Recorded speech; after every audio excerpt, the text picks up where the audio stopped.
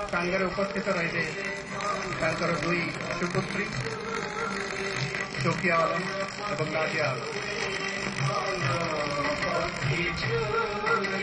ସିକନ୍ଦରଙ୍କର ଲୋକପ୍ରିୟ ଭଜନ ଏବଂ ଆଧୁନିକ ଗୀତକୁ ଗାଇଛନ୍ତି ବର୍ତ୍ତମାନର ପ୍ରମୁଖ କଣ୍ଠଶିଳ୍ପୀମାନେ।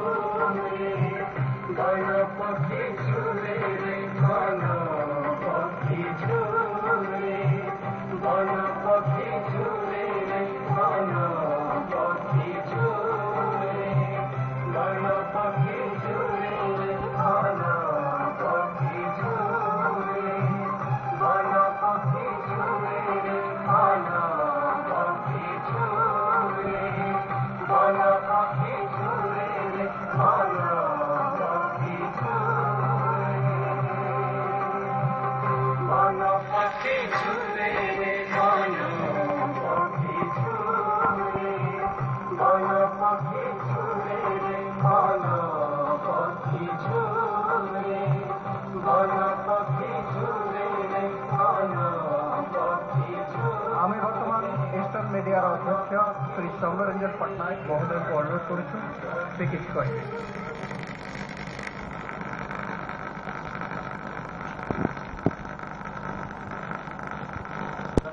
श्रद्धांजलि जणाइवा आम परिवार तरफ आज जो कार्यक्रम करूँ कार्यक्रम सिकंदर का परिवार हमको समय देती आम सहित सामिल होती